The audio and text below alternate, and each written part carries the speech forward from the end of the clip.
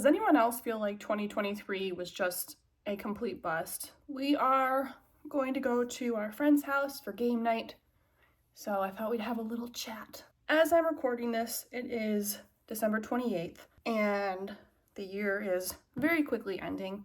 So of course, all over social media, I'm seeing the highlights and the recap posts, which is always fun. It's always cool to see what other people did. But I don't know what it was with this year. I feel like I didn't accomplish anything. I feel like we didn't really have any highlights. We didn't have any milestones. I mean, Otto got a new job, so that was cool. But like, it's really hard seeing other people's content online, and they're talking about all the trips they took, the house they bought, the baby they had. The baby thing in particular, I'm 35. We are actively choosing not to have kids. Maybe later we'll have a kid. I still got a few eggs left. But even though we are choosing not to have a kid right now, there's still that sense of FOMO, seeing other people do it, seeing a lot of our friends do it. You can be very happy with your life and a little sad at the same time. And that's kind of how I feel. But that is not a compelling enough reason for us to have a baby. But anyway, I keep seeing all these posts, and especially on TikTok, there's this CapCut template that's trending. That was a mouthful. People are using it to show what they did every month of 2023. And I'm seeing people who traveled every single month, people who got dogs, got married. And I know that the whole point of a milestone is it's something that doesn't happen very often. That's what a milestone is. Everyday life is not milestones.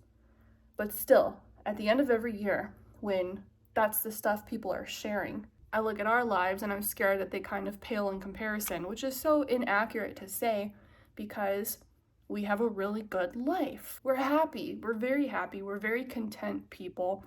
I know some people don't like the word content. I personally like it.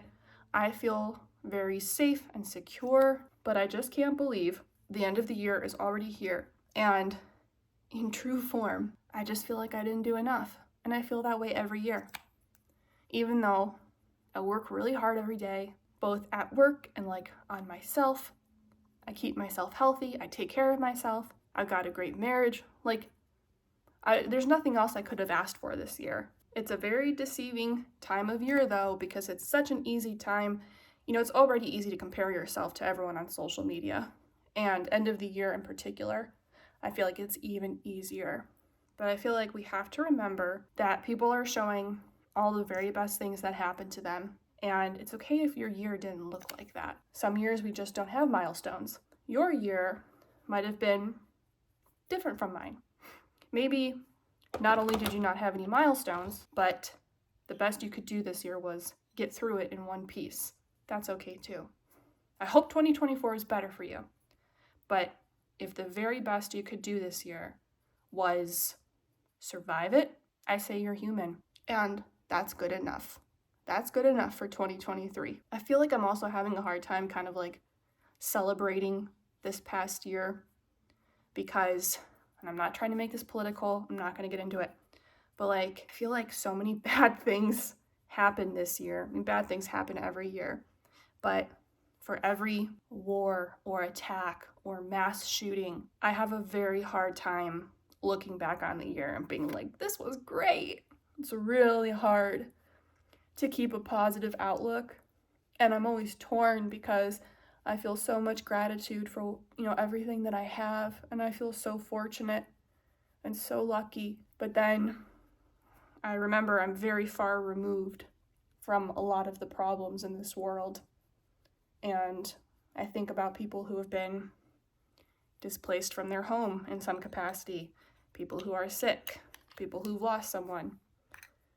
And I think about all the crime and war and poverty and hunger and all that. And it just makes it hard to be happy. But kind of on that note, I discovered this YouTube channel. I watched 1 million of his videos in the last 3 days, and now I'm blanking on his name. Andrew Doughty? Doughty? I'll link to his channel in the description. So he talks about a lot of metaphysical stuff. And I went for a walk before this, and he was actually talking about this in that video. He was saying that a lot of people look at all the bad things happening in the world and they focus on the bad, focus on the negativity. And I have to watch the video again, but I think what he was saying is that we can acknowledge these things and we can address them, but we can still approach them with love as opposed to just focusing on how bad they are. Because if we can approach them with love, then we'll change the energy around us. We will raise each other's vibrations. That's not to say the problems don't exist. It's not to be dismissive of those problems. It's just a different way of addressing them. And I realize as these words are coming out of my mouth, I can say that because I'm in such a position of privilege. Because I lay my head down at night and I go to bed not having to worry about my home being taken away from me, not having to worry about where my next meal will come from, things like that. I don't have those worries in my life. So it's really easy for me to just again, be like, let's just approach it with love. And it sounds so silly, but if we have the choice between love and fear, or love and hatred, or love and anger, I guess we need to choose love. I don't know about you. I'm pretty pissed about some of the stuff happening in this world. So to not be angry when we think about certain things, I don't know how to overcome that yet. Maybe he covers that in an upcoming video. Anyway, kind of went off on a tangent there. It's okay if 2023 wasn't this huge fancy year for you. It's also okay if maybe there were some things that happened to you that were not so great and you're happy to leave them behind. Maybe you went through a breakup or job loss and you're ready to say good riddance to 2023. That's okay too. Every year is not going to be a slam dunk, and furthermore, I feel like we have to get out of this mindset, which personally I think it's kind of a trap, of putting bookends around years. Really, there's no difference between December 31st and January 1st. Every moment is a chance to start over. It's a chance to be better, to do better. You don't have to wait for a new year or a new month or a new week. If January 1st rolls around and you have a crap day, guess what? You have January 2nd. I've talked about this before, about how I gave up on setting New Year's resolutions. I just started to hate the idea.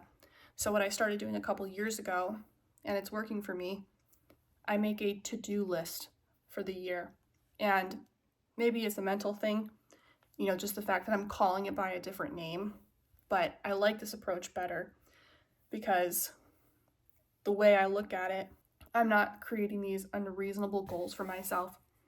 I also strive to do fewer things because, again, it kind of goes back to you don't have to constantly be climbing and striving for more and more and more and more. It's okay to be happy with what you have. It's okay to be content.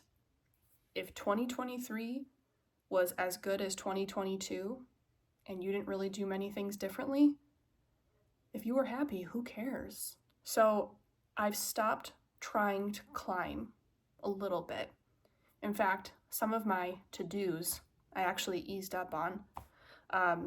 For instance, the last few years, I kept setting a reading goal, which I love reading. I love it. But, a few years ago, it was 30 books for the year, and then it was 40, and then last year it was 50. So I took something that I enjoy, and I put a number value on it, and it became all about hitting that number. And then last year, when I didn't hit that number, I got mad at myself, which is so ridiculous.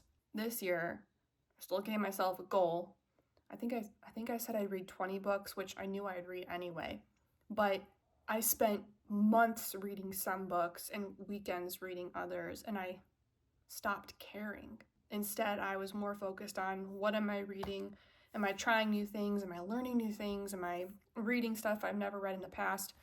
And I focused on slowing down and enjoying the process as opposed to just trying to hit some arbitrary end goal.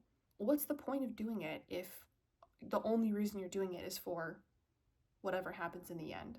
I think one of the best things we can hope for in 2024 is to be happy, healthy, at peace, and grateful. And whether you find those things in your current job or a new job, your current home, a new home, with or without babies, doesn't really matter. And that is my spiel for today. So this is it. I'm a little greasy, but that's okay. We are gonna go to our friend's house, play games, eat dinner, play with the babies, make good memories, and have a good time. I hope you're doing well. I love you bunches, and I'll see you in the next video.